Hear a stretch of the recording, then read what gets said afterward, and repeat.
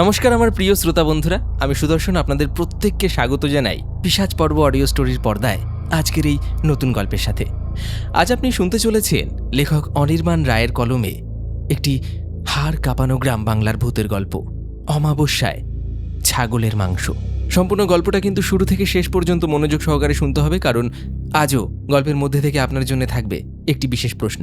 সেই প্রশ্নের সঠিক উত্তর আপনার সম্পূর্ণ নামের সঙ্গে কমেন্ট বক্সে লিখে জানাতে হবে।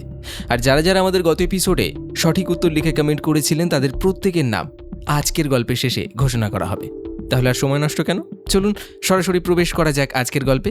আর হ্যাঁ, লেখক অনির্বাণ রায়ের লেখা আরেকটি গল্প, গোপালের জিলিপির দোকানে। এই গল্পটিকে আপনি শুনেছেন? যদি না শুনে থাকেন তাহলে আমাদের main channel all day suspense একবার চেক আউট করতে ভুলবেন না। গল্পগুলি শুনুন এবং জানান আপনার মতামত। অবশ্যই গল্পের শেষে কমেন্ট সেকশনে গিয়ে আমাদের আজকের এই গল্পটিকে নিয়ে আলোচনা এবং সমালোচনা করতে ভুলবেন না। তাহলে শুরু করা যাক। শুরু হচ্ছে লেখক অনির্বাণ রায়ের কলমে গ্রাম বাংলার ভূতের গল্প, অমাবস্যায় ছাগলের মাংস।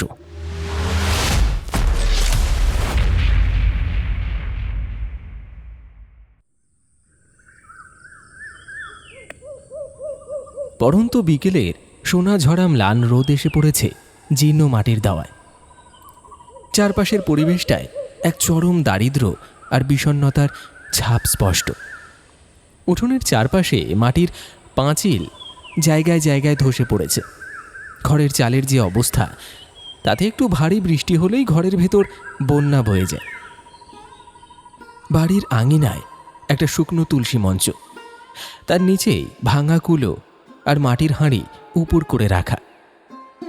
এই রিক্ত হত দরিদ্র পরিবারের প্রতিদিনের লড়াইয়ের সাক্ষী যেন উঠোনের প্রতিটি ধূলিকণা, যেখানে নুন আনতে পান্তা ফোড়নোর মতো এক চরম নিরাশার সংসার। তবে আজ এই দীর্ঘশ্বাসে ভরা উঠোনেই যেন এক মুঠো সতেজ জীবনের কোলাহল। দাওয়ার একপাশে ছেঁড়া আর তালিমারা একটা বিবর্ণ শাড়ি পরা বছর 10-11 একটা বাচ্চা মেয়ে উবু হয়ে বসে আছে। তার উস্কো খুস্কো রুক্ষ চুল, কিন্তু মায়া ভরা চোখের তাড়ায় আজ যেন বিশ্ব জয়ের আনন্দ। তার ঠিক সামনেই দাঁড়িয়ে আছে কমলাবতী। তাদের সম্বল বলতে একমাত্র ওই ছাগলটি। আর কমলাবতীর পেটের নিচেই টলমল পায়ে দাঁড়িয়ে আছে মাত্র কয়েক ঘন্টা আগে জন্ম নেওয়া একটি ফুটফুটে দুধ সাদা ছাগলছানা। ছানাটি তার কচি মুখটা মায়ের বাঁটের কাছে গুঁজে পরম তৃপ্তিতে দুধ খাচ্ছে। কমলাবতীও স্নেহ ভরে তার ছোট্ট ছানাটির গা চাটছে। মেয়েটির চোখে মুখে এক অদ্ভুত প্রশান্তি আর উচ্ছ্বাস। সে দাওয়ার এক কোণে বাঁশের চাটাইয়ের ওপর বসে থাকা তার বৃদ্ধ দাদুর দিকে ফিরে তাকালো। দাদু, ও দাদু, দেখো দেখো, বিনতি কেমন নিজে নিজেই উঠে দাঁড়িয়েছে। কমলাবতীও আর বাধা দিচ্ছে না, কেমন শান্ত হয়ে দাঁড়িয়ে দুধ খাওয়াচ্ছে দেখো। মেয়েটির গলায় এক রাশ মিষ্টি উচ্ছ্বাস ঝরে পড়ে। বাঁশের চাটাইয়ে বসে থাকা দাদুর শরীরটা যেন আস্ত একটা কঙ্কাল। গায়ের চামড়া কুঁচকে গেছে, চোখের দৃষ্টি ঘোলাটে, পরনের ধুতিটা শতছিন্ন। বয়সের ভারে আর জীবনের কঠিন আঘাতে মানুষটা যেন ভেতর থেকে একেবারে ভেঙে গুঁড়িয়ে গেছেন। নাতনির কথা শুনে তিনি একটা দীর্ঘশ্বাস ফেললেন। তার ঘোলাটে চোখ দুটো উঠোনের ওই নতুন প্রাণটার দিকে আটকে রইল, কিন্তু গলার স্বরে ঝরে পড়ল এক রাশ চাপা কষ্ট। আরে দাদু ভাই, দেখেছি, কিন্তু ওই অবোধ জীবটার দিকে তাকালেই আমার যে বুকটা ফেটে যায় রে। কি ছিল আমাদের, আর কি হয়ে গেল? মহাজনের দেনার দায় বিঘের পর বিঘে জমি তো কবেই হাত ছাড়া হয়ে গেছে। এখন তো দুবেলা দুমুঠো চাল জোগাড় করার মুরতটুকুও আমার নেই। বৃদ্ধের গলাটা ধরে আসে। তিনি নিজের শুকনো হাত দুটো দিয়ে মুখটা ঢেকে ফেলেন। মেয়েটি উঠে দাঁড়িয়ে ধীরে ধীরে দাদুর কাছে এগিয়ে আসে। দাদুর হাঁটুর কাছে বসে নিজের ছোট্ট হাতটা রাখে দাদুর বলি রেখা পড়া হাতের ওপর। বয়সের তুলনায় মেয়েটি যেন বড্ড তাড়াতাড়ি বড় হয়ে গেছে। অভাব আর শোক তাকে শিখিয়ে দিয়েছে অনেক কিছু। তুমি আবার মন খারাপ করছো দাদু? সব তো ভগবানের হাতে। বাবা যখন মহাজনদের দেনা মেটাতে গিয়ে গ্রামের ওই পুরনো কুয়োর মাটি কাটতে গেল, তখন কি কেউ জানতো যে ধস নামবে? মাটির নিচে চাপা পড়ে বাবা যে আর কখনো ফিরে আসবে না, তাকে আমরা জানতাম দাদু? কথাটা বলতে গিয়ে মেয়েটির গলাটাও যেন একটু কেঁপে যায়, কিন্তু সে নিজেকে সামলে নেয়। বাবার ওই মর্মান্তিক মৃত্যুর শোক মা তো সহ্যই করতে পারলো না, কিন্তু মা তো বাঁচতে চেয়েছিল দাদু। আমাদের তো টাকা ছিল না চিকিৎসা করানোর মতো, কানাকড়িও ছিল না ঘরে। বিনা চিকিৎসায় চোখের জলে ধুকে ধুকে মাও তো বাবার কাছে চলে গেল, কিন্তু তাই বলে কি আমরা বাঁচবো না? বৃদ্ধ দাদু কোনো কথা বলতে পারেন না, দুকড়ে কেঁদে ওঠেন। চোখের জল তার কুঁচকে যাওয়া গাল বেয়ে গড়িয়ে পড়ে ছেঁড়া ধুতির ওপর। নাতনি এবার নিজের দুই হাত দিয়ে দাদুর চোখের জল মুছিয়ে দেয়। তার চোখে এক অদম্য জেদ আর আশার আলো চকচক করে ওঠে। সে ঘুরে তাকায় কমলাবতী আর বিন্তির দিকে। আমি তো আছি দাদু, তুমি একদম চিন্তা করো না, আমি সব ঠিক করে দেব। কমলাবতীর প্রথম বাচ্চাটা তো মরেই গেল, কিন্তু দেখো আমাদের বিন্তি কত শক্ত। ও ঠিক বাঁচবে, খুব তাড়াতাড়ি বড় হয়ে উঠবে। মিন্তিরও একদিন বাচ্চা হবে, কমলাবতীরও আরো বাচ্চা হবে। আমাদের অনেকগুলো ছাগল হবে দাদু, তখন আর আমাদের ভাতের অভাব থাকবে না। ছাগল পুষে আমাদের ঠিক চলে যাবে পেট। তুমি দেখো আমাদের দিন ঠিক বদলাবে। ছোট্ট নাতনির মুখে এমন পরিণত আর ভরসা দেওয়ার কথা শুনে দাদুর বুকের ভেতরের জমে থাকা কষ্টটা যেন একটুখানি হালকা হয়ে আসে। তিনি তার কাঁপতে থাকা ডান হাতটা তুলে নাতনির মাথায় রাখেন।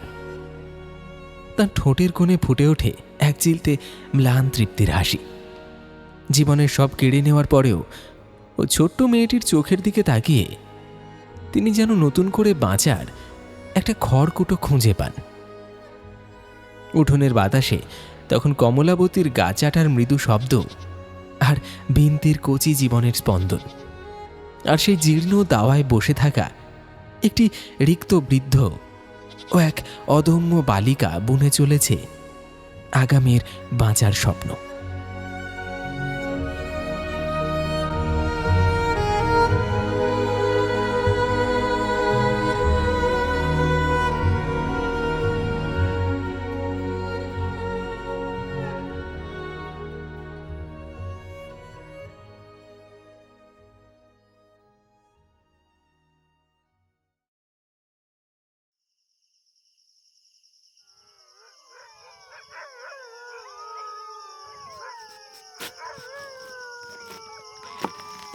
ধপ ধপ করে শব্দটা রান্নাঘরের বদ্ধ বাতাসে একঘেয়েভাবে প্রতিধ্বনিত হচ্ছে। ভারী কাঠের চপিং বোর্ডের ওপর নির্দয়ভাবে আছড়ে পড়ছে একটা পেল্লাই আকারের চপার। রাতের নিস্তব্ধতাকে চিরে ফালা ফালা করে দেওয়া এই শব্দ ছাড়া গোটা গ্রামে আর কোনো শব্দ নেই। চপিং বোর্ডের ঠিক মাঝখানে রাখা আছে এক তাল কাঁচা লাল মাংস। তাজা রক্তের গন্ধ আর কাঁচা মাংসের আষ্টে গন্ধে রান্নাঘরের বাতাস যেন কেমন দূষিত হয়ে উঠেছে।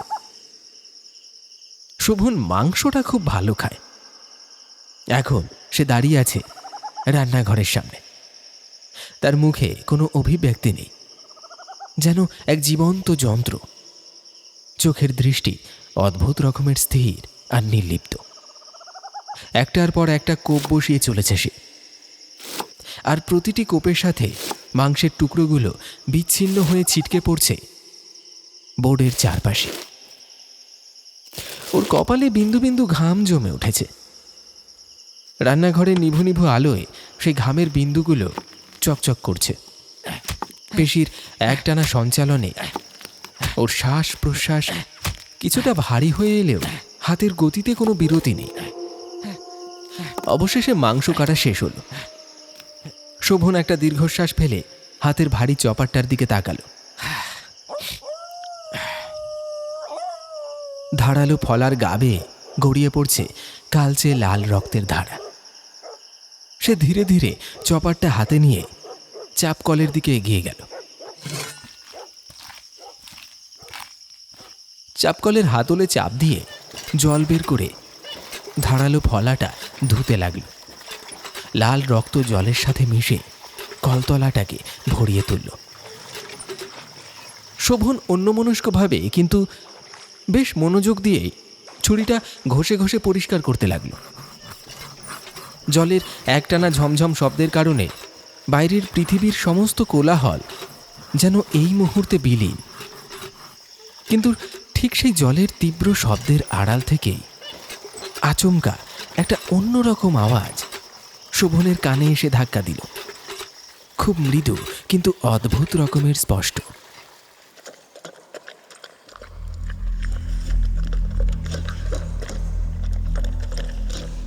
কচর মচর করে, যেন কেউ শক্ত কোনো কাঁচা মাংস আর হাড় একসাথে দাঁত দিয়ে পিষে চিবোচ্ছে। শব্দটার মধ্যে এমন একটা বন্য আর আদিম ব্যাপার আছে যা মানুষের হতে পারে না। শোভনের হাতের নড়াচড়াটা হঠাৎ থমকে গেল। চাপকলটার উপর ঝুঁকে থাকা শরীরটা যেন পাথরে পরিণত হলো। সে ছুরি ধোয়া বন্ধ করে দিল, কান খাড়া করে বোঝার চেষ্টা করল শব্দটা তার কি মনের ভুল, জলের আওয়াজের কোনো কোনো দৃষ্টিভ্রম। না, শব্দটা ক্রমাগত হয়েই চলেছে। সন্দেহ আর শিরদাঁড়া দিয়ে নামা একটা অজানা আতঙ্কে শোভন এক ঝটকায় উঠে দাঁড়ালো। মুহূর্তের মধ্যে চারিদিকে একটা জমাট বাঁধা থমথমে নিস্তব্ধতা নেমে এলো। কলের মুখ থেকে টপটপ করে দুই এক ফোঁটা জল পড়ার শব্দ ছাড়া আর কিছুই নেই। তবে সেই নিস্তব্ধতাকে চিরে দিয়ে পাশের অন্ধকার রান্নাঘরের ভেতর থেকে এবার খুব স্পষ্ট জোরালো আর বীভৎসভাবে ভেসে এলো সেই কচর মচর খাওয়ার শব্দটা। যেন কেউ প্রচণ্ড আক্রোশে আর বন্য ক্ষুধায় দাঁত দিয়ে শক্ত কাঁচা মাংস ছিঁড়ে ছিঁড়ে চিবিয়ে খাচ্ছে। প্রতিবার হাড় ভাঙার শব্দটা রাতের এই নীরবতায় হাতুড়ির মতো এসে বাজছে শোভনের কানে। শোভনের মুখের রক্ত সরে গিয়ে ফ্যাকাশে একেবারে সাদা হয়ে গেল। চোখের তারা বিস্ময় আর আতঙ্কে প্রসারিত। সে অজান্তে তার ডান হাতে ধরা ভেজা ঠান্ডা ছুরিটার হাতল আরো শক্ত করে আঁকড়ে ধরল। হাতের শিরাগুলো ফুলে উঠল তার। পা টিপে টিপে আবার রান্নাঘরের চৌকাঠ পেরোল শোভন। সামনে দীর্ঘ অন্ধকার, একটা দুর্ভেদ্য ঘন অন্ধকার, যেন একটা ব্ল্যাক হোল সমস্ত আলোকে শুষে নিয়েছে। শোভন যত সামনের দিকে এগোচ্ছে প্রতিটা পদক্ষেপের সাথে সেই মাংস চিবোনোর পৈশাচিক শব্দটা আরো জোরালো, আরো বিকট হয়ে উঠছে। শব্দটার সাথে এবার যোগ হয়েছে এক অদ্ভুত গোঙানি, যেন বহু দিনের ক্ষুধার্ত কোনো শাবক তার শিকারের স্বাদ উপভোগ করছে। শোভনের হৃৎপিণ্ড বুকের পাঁজরে পাগলের মতো আছড়ে পড়ছে। নিঃশ্বাস নিতে কষ্ট হচ্ছে তার। গলার কাছে দলা পাকিয়ে আছে এক অবর্ণনীয় ভয়। সে কাঁপতে কাঁপতে আধখোলা দরজার পাল্লায় নিজের বাঁ হাতটা রাখল। কাঠের দরজার হিমশীতল স্পর্শ ওর স্নায়ুতে কাঁপন ধরিয়ে দিল। খুব সাবধানে কোনো রকম শব্দ না করে সে একেবারে ভেতরের দিকে তাকালো। অল্প আলোয় দেখা গেল ঘরের মেঝের ঠিক মাঝখানে একটা অন্ধকার অবয়ব উবু হয়ে বসে আছে। তার পিঠটা দরজার দিকে ঘোরানো। ঘরের আবছা অন্ধকারে শুধু বোঝা যাচ্ছে অবয়বটার 2 হাতে ধরা আছে বিশাল এক তাল কাঁচা মাংস। সে কোনো মানুষের মতো নয়, বরং এক বন্য খ্যাপাটে পশুর মতো ক্ষুধার্ত ভঙ্গিতে সেই মাংসের তাল থেকে দাঁত দিয়ে ছিঁড়ে ছিঁড়ে টুকরো বের করে মুখে পড়ছে। চপ চপ করে রক্ত ঝরছে মেঝেতে। দৃশ্যটা দেখে শোভনের ফুসফুস যেন বাতাস টেনে নিতে ভুলে গেল। শ্বাস রুদ্ধকর এক আতঙ্ক তার সারা শরীর অবশ করে দিতে চাইল। আর ঠিক সেই মুহূর্তে পেছনের দিকে পা ফেলতে গিয়ে অসাবধানতাবশত তার পায়ের গোড়ালি ঘষে মেঝের উপর খুব সামান্য একটা শব্দ হলো, খস করে।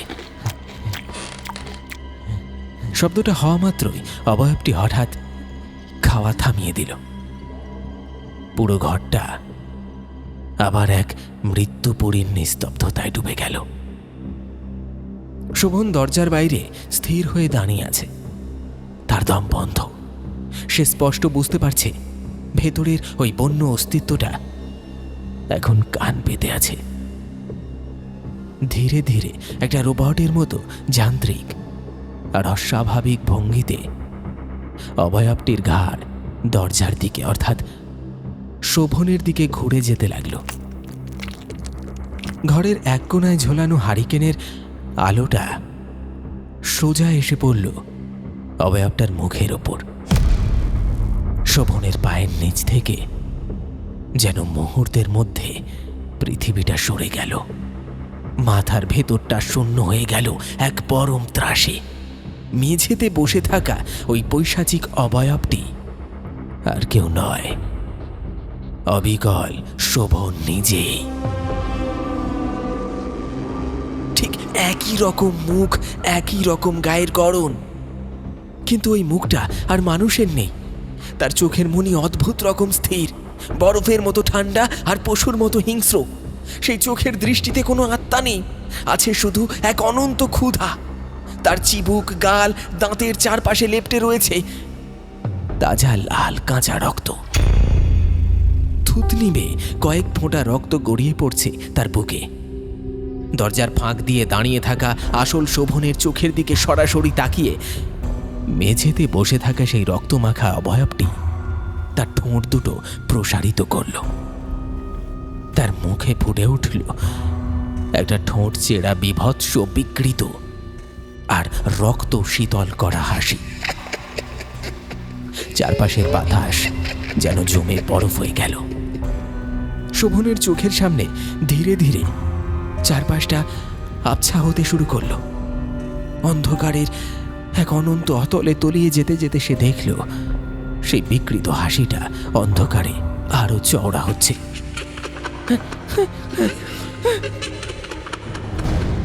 রান্নাঘরের সেই হাড় হিম করা বিভীষিকার সামনে দাঁড়িয়ে শোভনের স্নায়ু যেন আক্ষরিক অর্থেই ছিঁড়ে যাওয়ার উপক্রম হল।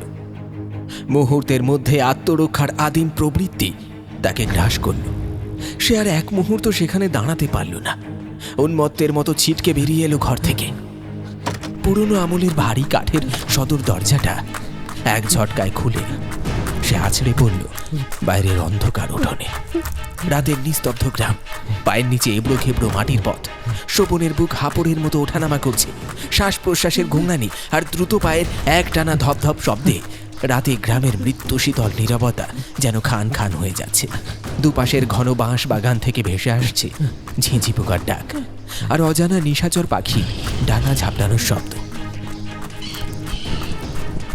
তবে এগুলো আজ কেমন যেন একটা অচেনা আর ভুতুড়ে লাগছে। ভয়ে শোভনের মুখ ফ্যাকাশে, কপালের শিরাগুলো দপদপ করছে। ঠান্ডা ঘামে ভিজে গেছে পুরো শরীর। সে ছুটতে ছুটতে নিজের মনে কাঁপতে কাঁপতে অসংলগ্নভাবে বিড়বিড় করতে লাগে, না রাহুল, রাহুল ঠিক আছে তো? ওর কিছু হয়নি তো? আমাকে পৌঁছতেই হবে, যেভাবেই হোক আমাকে পৌঁছতেই হবে। গ্রামের শেষ প্রান্তে দিঘির পাড় ঘেঁষে রাহুলের পুরনো ইটের বাড়ি। বাড়ির সামনে এসে হাঁপাতে হাঁপাতে থমকে দাঁড়ালো শোভন। চারপাশটা শ্মশানের মতো খাঁ খাঁ করছে। রাহুলের বাড়ির সদর দরজাটা অর্ধেক খোলা আছে, পাল্লায় একটা কবজা হয়তো ভাঙা, তাই একটা অদ্ভুত কোণ করে ঝুলে আছে সেটা।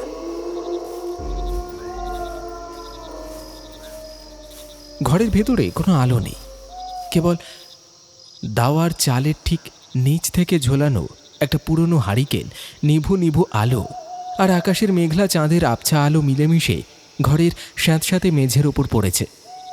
সেই ম্লান আলোতে একটা দীর্ঘ আর অশুভ ছায়া তৈরি হয়েছে। শোভন ঢোক গিলল, রাহুল, পা দুটো যেন সীসার মতো ভারী হয়ে গেছে। রাহুল। দরজাটা পুরোপুরি খুলে গেল। ঘরের চৌকাঠ পেরিয়ে ভেতরে পা রাখতেই একটা বীভৎস বমি উদ্রেককারী গন্ধ প্রবল বেগে শোভনের নাকে এসে ধাক্কা মারল। কাঁচা মাংস, তাজা রক্ত আর নাড়ি ভুঁড়ির এক উৎকট বন্য আষ্টে গন্ধ, বাতাসে যেন মৃত্যুর হিমেল স্পর্শ। ঘরের মাঝখানে চোখ পড়তে শোভনের চোখের মনে স্থির হয়ে গেল। গলার কাছে একটা আর্তনাদ দলা পাকিয়ে আটকে রইল। মেঝের ঠিক মাঝখানটায় শটান চিত হয়ে শুয়ে আছে রাহুল। হারিকেনের হলুদ আলোয় দৃশ্যটা এতই ভয়ানক যে মানুষের মস্তিষ্ক তা সহজে গ্রহণ করতে পারে না।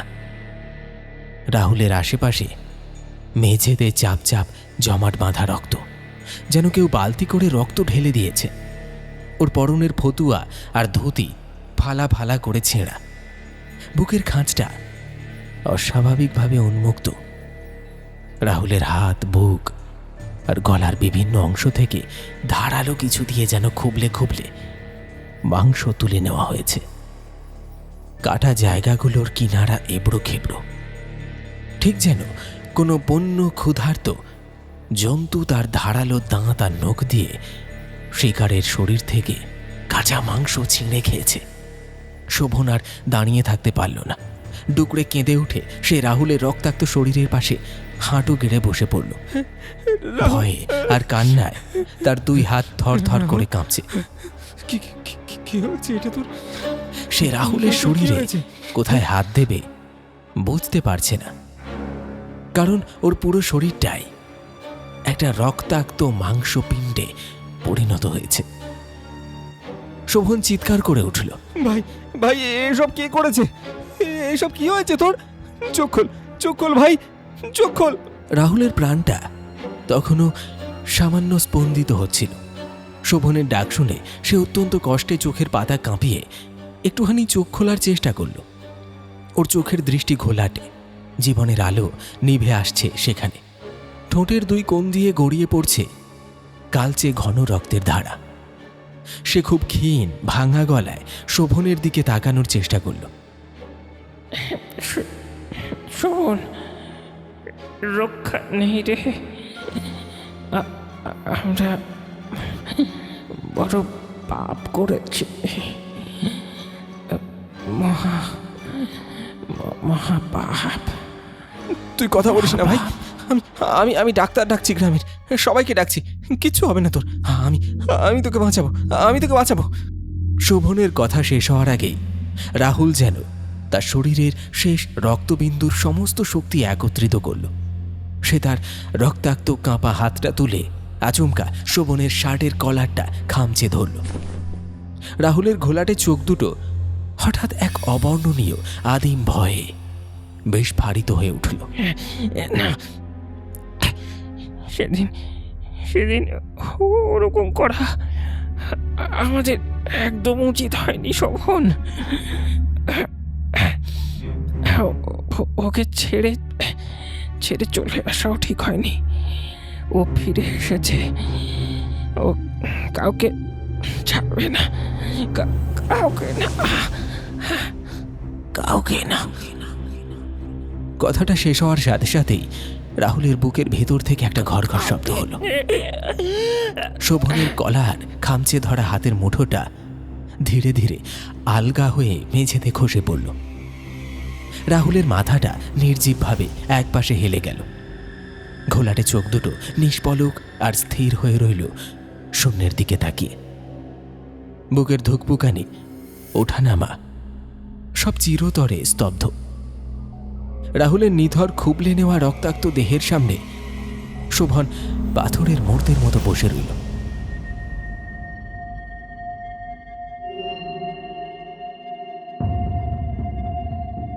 নিস্তব্ধ অন্ধকার ঘরে কেবল শোনা যেতে লাগল তার নিজের ভারী অনিয়মিত শ্বাস প্রশ্বাসের শব্দ। শোভনের মাথার ভেতরে সেই তীক্ষ্ণ শব্দটা ক্রমশ রূপ নিল এক দানবীয় শোঁ শোঁ গর্জনে। স্মৃতির অতল গহ্বর থেকে প্রবল বেগে ধেয়ে এলো সেই অভিশপ্ত দৃশ্যটা।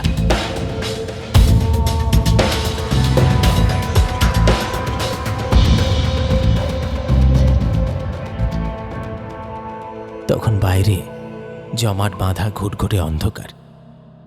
আকাশে চাঁদের লেশমাত্র নেই, এমনকি মেঘহীন আকাশেও যেন থমথম করছে এক নিরেট নিকষ কালো আঁধার। রাতটা ছিল অমাবস্যার রাত। একটা পুরো স্যাঁতস্যাঁতে আর ভাঙাচোরা পরিত্যক্ত ঘর। দীর্ঘকাল মানুষের পা পড়েনি সেখানে। চারপাশের দেওয়ালের পলেস্তারা খসে গিয়ে ভেতরের নগ্ন শ্যাওলা ধরা ইঁটগুলো বেরিয়ে পড়েছে, আর কোনায় কোনায় ঝুলছে পুরু মাকড়সার জাল। আর সেই ঘরেরই ঠিক মাঝখানে মেঝেতে রাখা একটা পুরনো হারিকেনের অনুজ্জ্বল হলদেটে আলো টিমটিম করে জ্বলছে। সেই ম্লান আলো যেন ঘরের অন্ধকারকে দূর করার বদলে তাকে আরও বেশি রহস্যময় আর বীভৎস করে তুলছে। মেঝের ওপর গোল হয়ে বসে আছে তিন অভিন্ন হৃদয় বন্ধু, শোভন, রাহুল এবং তাদের তৃতীয় সঙ্গী বিক্রম। তাদের সামনে ছড়ানো ছিটানো মদের বোতল আর কাঁচের গ্লাস, আর ঠিক মাঝখানে রাখা অ্যালুমিনিয়ামের একটা বড় থালা। সেই থালায় স্তূপ করে রাখা আছে গাঢ় লালচে রঙের তেল ঝোল মাখা মশলাদার ভাজা মাংস। তিনজনেই তখন অকণ্ঠ মদে চুর। নেশার ঘোরে তাদের চোখগুলো জবা ফুলের মতো লাল। এটা প্রথম নয়, এটা ওদের রোজকার অভ্যেস। একেবারে বখাটে ছেলে যাদের বলা হয়, তাদের থেকেও নিম্ন স্তরের বখাটের খাতায় এই তিনজনের নাম লেখা। গরম আর অস্বস্তিতে সবার জামা কাপড় ঘামে ভিজে শরীরের সাথে লেপ্টে আছে, চুলগুলো উস্কো খুস্কো, কিন্তু তাদের এই চেহারার মধ্যে কোনো ক্লান্তি নেই, বরং ভর করে আছে এক অদ্ভুত বন্য উন্মাদনা। হঠাৎ হাতের মদের বোতলটা শূন্যে উঁচিয়ে ধরে বিকট এক অট্ট হাসিতে ফেটে পড়ল বিক্রম। আজ আর কেউ নেই আমাদের আটকানোর, কেউ না। তার হাসির রেশ ধরে রাহুল হারিকেনের অনুজ্জ্বল আলোয় নিজের হাতটা শূন্যে নেড়ে জড়িয়ে যাওয়া গলায় বলল, বাইরে তাকিয়ে দেখেছিস? আজ ঘোর অমাবস্যার রাত্রে ভাই। অমাবস্যার এই নিরেট আঁধারে আমাদের ছায়া কেউ কেউ দেখতে পাবে না, আর শুধুই আমাদের রাজত্ব। হারিকেনের আলো এসে পড়েছে তাদের মুখের ওপর। দৃশ্যটি যেন আরো তীক্ষ্ণ আর স্পষ্ট হয়ে ওঠে। রাহুল এক খাবলা লালচে মাংস থালা থেকে তুলে নিয়ে সোজা মুখে পড়ল। নিস্তব্ধ ঘরে খুব স্পষ্ট হয়ে বাজতে লাগল তার দাঁত দিয়ে হাড় ও মাংস ছেঁড়ার বীভৎস শব্দ। তার চিবুক আর ঠোঁটের দুই কোণ বেয়ে চর্বি আর লালচে তেল ঝোল ঠিক তাজা রক্তের মতো গড়িয়ে পড়ছে নিচের দিকে। সে গোগ্রাসে সেই মাংস চিবোচ্ছে আর অদ্ভুত এক তৃপ্তির হাসি হাসছে। পাশের জন্য কম যায় না। বিক্রম একটা বড় শক্ত হাড় দুই হাত দিয়ে আঁকড়ে ধরে পশুর মতো দাঁত দিয়ে কড়মড় করে ভেঙে তার ভেতরের মজ্জা চুষে চুষে খাচ্ছে। তার চোখের দৃষ্টিতে কোনো সাধারণ মানুষের মতো ভাব নেই, সেখানে জ্বলজ্বল করছে এক পৈশাচিক বন্য আনন্দ।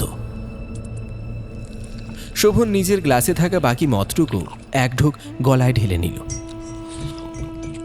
গ্লাসটা নামিয়ে রাখার সময় তার ঠোঁটের ফাঁক দিয়ে লালচে মাংসের ঝোল মেঝের ওপর ফোঁটা ফোঁটা হয়ে ঝরে পড়ল। সে মদ্যপ হিস হিসে গলায় বলে উঠল, যা হয়ে গেছে তা হয়ে গেছে। রাতের অন্ধকার সব ঢেকে দেবে। আজ শুধু আমাদের সেলিব্রেশন। তিনজনে একসাথে নিজেদের মদের গ্লাস শূন্যে তুলে সজোরে ঠুকে দিল। কাচের খটাং শব্দের সাথে তারা তিনজনে একযোগে বিকট গগনভেদী শব্দে হাসতে শুরু করলো। হারিকেনের কাঁপা কাঁপা আলোয় ঘরের ভাঙাচোরা দেয়ালগুলোতে তাদের বিশালাকার ছায়াগুলো কোনো ক্ষুধার্ত দানবের মতো কাঁপতে লাগলো। মাংস খাওয়া আর হাসির গতি ক্রমশ তীব্র থেকে তীব্রতর হতে থাকল। সেই দৃশ্য এক চরম অস্বস্তিকর রূপ নিল। লালচে মাংসের ঝোল মাখা আঙুলগুলো চেটে পুটে খাওয়া, হাড় ভাঙার কর্মর শব্দ আর দাঁত বের করে বিকৃত হাসির ওপর যেন ঘরের সমস্ত মনোযোগ কেন্দ্রীভূত হয়ে আছে। দেখে মনে হচ্ছে তারা কেবল কোনো সাধারণ খাবার খাচ্ছে না, বরং কোনো এক ভয়ঙ্কর আদিম পাপকে উদরস্থ করে তাকে চরম উল্লাসে উদযাপন করছে। আর এমন সময় হাসির সেই আর্তনাদ একটা মর্মান্তিক আর্তনাদের মতো কানের পর্দা ফুঁড়ে দিতেই স্মৃতির ঘোরটা কাঁচের মতো ভেঙে টুকরো টুকরো হয়ে গেল। চমকে উঠে বাস্তবে ফিরে এলো শোভন। তার কপাল আর ঘাড় বেয়ে নামছে শীতল ঘামের স্রোত। বুকের ভেতরের হৃৎপিণ্ডটা হাতুড়ির মতো পেটাচ্ছে। মেঝের ওপর পড়ে থাকা রাহুলের খুবলে নেওয়া রক্তাক্ত লাশের দিকে তাকিয়ে তার সারা শরীর এখন অজানা আদিম আতঙ্কে থরথর করে কাঁপছে। মৃত্যু যেন তাদের ঘাড়ের ওপর নিঃশ্বাস ফেলছে। সে কথা শোভন বেশ ভালো করেই বুঝতে পারছে। সে ঢোক গিলে নিজের শুকনো গলা ভেজানোর চেষ্টা করল। তারপর শূন্য ঘরের দিকে তাকিয়ে নিজের কাঁপতে থাকা কণ্ঠস্বরে প্রায় পাগলের মতো ফিস ফিস করে বলে উঠল, বিক্রমের কাছে যেতে হবে, বিক্রমের কাছে যেতে হবে।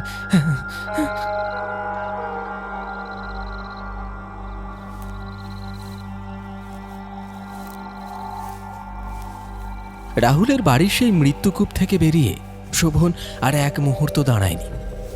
অন্ধকারের বুক চিরে সে উন্মত্তের মতো ছুটতে শুরু করলো বিক্রমের বাড়ির দিকে। বুকে তখন হাতুড়ির ঘা, ফুসফুস যেন ফেটে যাওয়ার উপক্রম।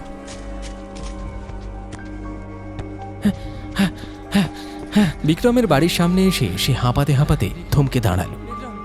সদর দরজাটা আধ খোলা হয়ে আছে। ভেতরটা ঘুটঘুটে অন্ধকার, কোনো সাড়া শব্দ নেই। বিক্রম আছিস? বিক্রম?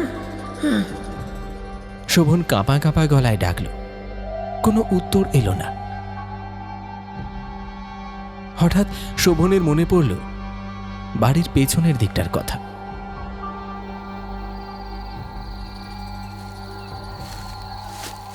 বিক্রমের বাড়ির পেছনে একটা ঘন স্যাঁতস্যাঁতে জঙ্গল মতো আছে। বাঁশ আর বুনো গাছে ঘেরা সেই জঙ্গলের ভেতর কয়েকটা বড় বড় গাছের ডালপালা দিয়ে ঘেরা একটা পুরনো মাচা আর ছোট্ট একটা খড়ের চাল দেওয়া ঘর আছে। ওটাই ছিল ওদের গোপন আস্তানা, নেশা ভান আর আড্ডা মারার একেবারে নিরাপদ জায়গা। কেন জানি না শোভনের মনে হলো বিক্রম সেখানেই থাকতে পারে। আর দেরি না করে বাড়ির পাশ দিয়ে ঘুরে সোজা পেছনের জঙ্গলে ঢুকে পড়ল। চারপাশটা যেন নিকষ কালো কুয়াশার চাদরে মোড়া। শীত আর চরম মৃত্যু ভয়ে শোভনের হাত পা থরথর করে কাঁপছে। মাটির ওপর পড়ে থাকা শুকনো পাতার স্তূপে ওর জুতোর মচমচ শব্দটা রাতের নিস্তব্ধতাকে খান খান করে দিচ্ছে। বিক্রম, বিক্রম তুই কোথায়? কোথায় তুই? শুনতে পাচ্ছিস বিক্রম?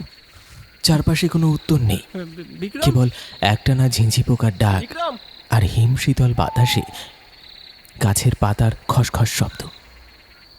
পরিবেশটা এমন থমথমে যেন জঙ্গলটা নিজেই শ্বাস বন্ধ করে কোনো এক ভয়ঙ্কর কিছুর জন্য অপেক্ষা করছে। শোভনের বুকের ভেতরটা ছ্যাঁত করে উঠল। এক অজানা আতঙ্কে সতর্কভাবে সে দুপা পেছনের দিকে সরতে লাগলো। হঠাৎ তার পিঠের সাথে ভারী ঠান্ডা আর ভেজা মতো কিছু একটা সজোরে ধাক্কা লাগলো। শোভন চমকে ওঠার আগেই ওপর থেকে টুপটুপ করে কয়েক ফোঁটা গরম আঠালো তরল তার কাঁধের ওপর এসে পড়ল। তরলটার তীব্র কাঁচা আষ্টে গন্ধ নাকে যেতে শোভনের ধমনীতে রক্তের স্রোত যেন জমে বরফ হয়ে গেল। সে ভয়ে কাঠ হয়ে চরম অবিশ্বাসে ধীরে ধীরে মুখ তুলে ওপরের দিকে তাকাল। কুয়াশা আর অন্ধকারের চাদর সরিয়ে চাঁদের এক চিলতে ম্লান আলো ঠিক সেই জায়গাটার উপর এসে পড়ল। গাছের একটা অত্যন্ত মোটা ডাল থেকে উল্টো করে ঝুলছে একটা মানুষের দেহ। শোভনের চোখের তারা বেশ ভারিত হয়ে গেল। গলার কাছে আটকে গেল একটা অমানবিক আর্তনাদ। দেহটা বিক্রমের। তার হাত পা মোটা নারকেলের দড়ি দিয়ে আষ্টে পৃষ্ঠে বাঁধা। বিক্রমের সারা শরীরের চামড়া আর মাংস কেউ যেন তাড়িয়ে তাড়িয়ে বন্য আক্রোশে খুবলে খুবলে ছিঁড়ে নিয়েছে। উন্মুক্ত লালচে পেশি, সাদা হাড় আর নাড়ি ভুঁড়ি বিভৎসভাবে বেরিয়ে আছে।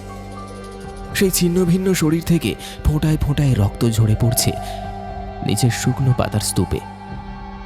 এত নির্মম আর পৈশাচিক অত্যাচার সহ্য করেও বিক্রম এখনো পুরোপুরি মরেনি।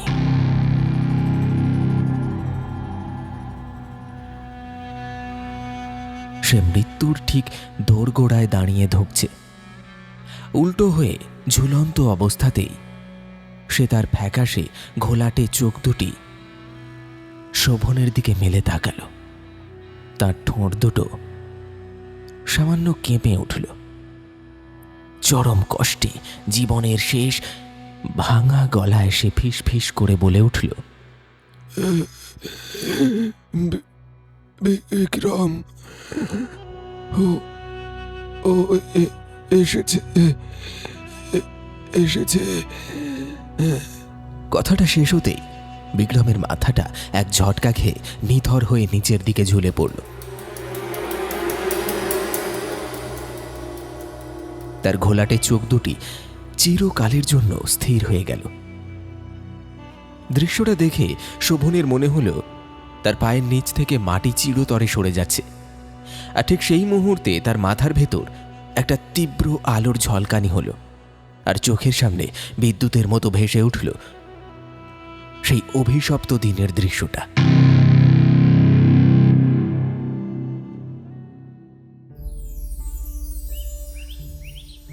গাছপালায় ঘেরা এক শান্ত ছায়া সুনিবিড় মেঠোপথ, দুপাশে সবুজ ধান ক্ষেত। সেই পথ ধরে হেঁটে আসছে মিষ্টি চেহারার এক গ্রাম্য তরুণী। তার পরনে একটা সাধারণ সুতির শাড়ি, মুখে এক অদ্ভুত সারল্য। মেয়েটি তার বুকের কাছে পরম স্নেহে জড়িয়ে ধরে আছে একরত্তি একটা দুধ সাদা ছাগলছানাকে। ছাগলছানাটা তার কোলে মাথা ঘষছে, আর মেয়েটি তাকে আদর করতে করতে নিজের সন্তানের মতো কথা বলছে। আজ খুব দুষ্টুমি করেছিস মাঠে, তাই না? চল বাড়ি গিয়ে তোকে পেট ভরে কচি ঘাস খেতে দেব, আমার সোনা মেয়ে। এমন সময় হঠাৎ রাস্তার ধারের একটা ঝোপের দিকে চোখ পড়ে মেয়েটির। সেখানে ফুটে আছে থোকা থোকা সুন্দর উজ্জ্বল বুনো ফুল। মেয়েটি ছাগলছানাটিকে আলতো করে ঘাসের ওপর নামিয়ে দিল। বিন্তি, তুই একদম শান্ত হয়ে এখানে দাঁড়া মা, আমি ফুলটা তুলে আনছি, কোথাও যাবি না কিন্তু। মেয়েটি দুপা এগিয়ে ঝোপের দিকে যেতেই ঘটল সেই চরম সর্বনাশ।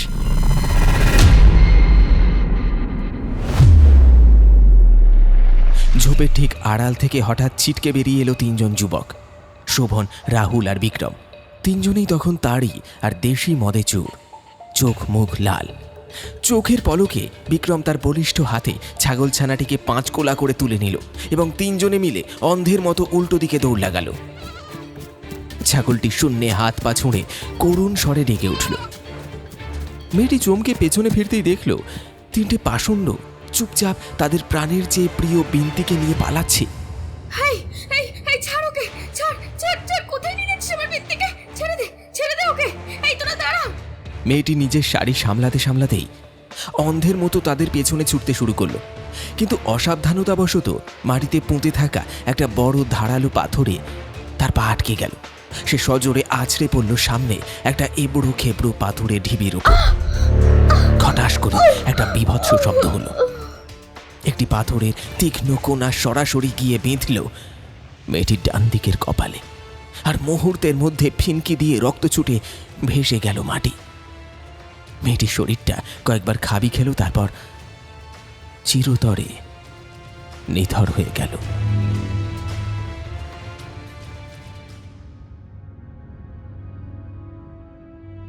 কিন্তু তার চোখ দুটি খোলা রইল। সেই খোলা চোখে কোনো ভয় ছিল না, ছিল কেবল তার সন্তান সম বিন্তিকে কেড়ে নেওয়ার এক অব্যক্ত হিম শীতল আক্রোশ আর অনন্ত যন্ত্রণা। স্মৃতির অতল থেকে এক হ্যাঁচকা টানে বর্তমানে ফিরে এলো শোভন। চরম আতঙ্কে তার চোখের মনি ঠিকরে বেরিয়ে আসার উপক্রম হলো। ফুসফুসের সমস্ত বাতাস যেন কেউ শুষে নিয়েছে। তার মানে সেই মেয়েটা ও ফিরে এসেছে শুধু ওই ছাগলটা চুরি করে খাওয়ার জন্য। ও আমাদের সবাইকে শেষ করে দিয়েছে। সেই মুহূর্তে শোভনের বাঁ কাঁধের উপর আলতো করে নেমে এলো এক জোড়া হাত।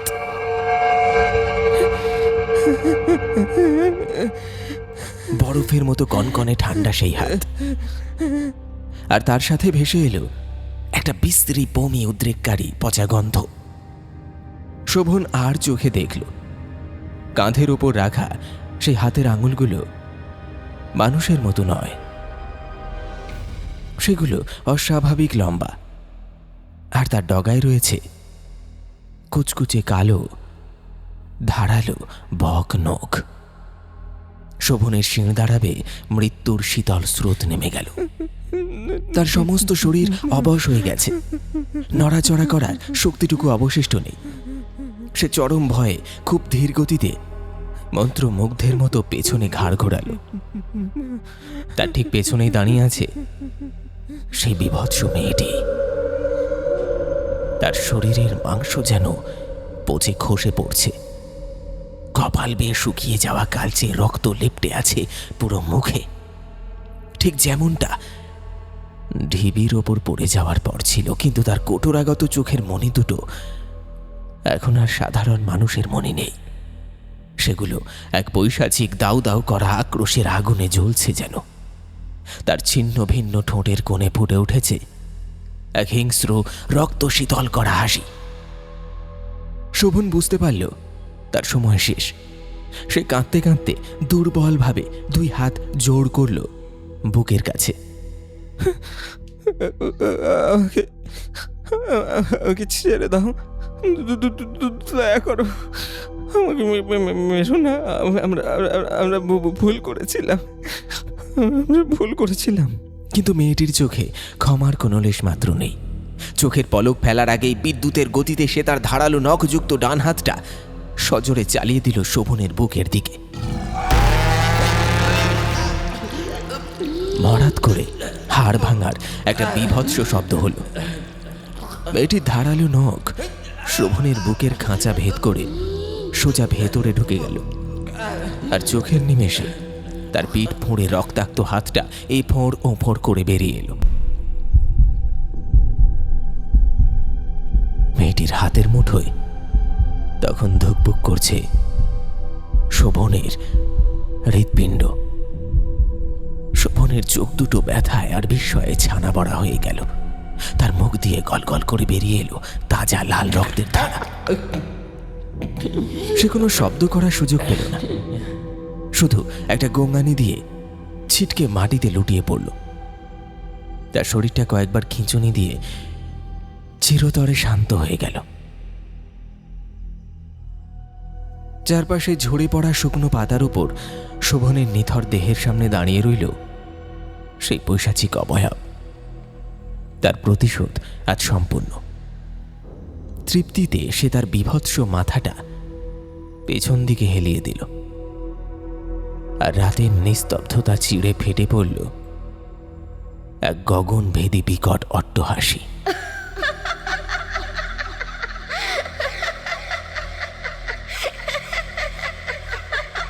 সেই হাসির প্রতিধ্বনিতে পুরো জঙ্গল যেন থর থর করে কেঁপে উঠতে লাগল, আর রাতের নিকষ কালো অন্ধকার সেই আর্তনাদকে নিজের বুকে চিরকালের জন্য শুষে নিল।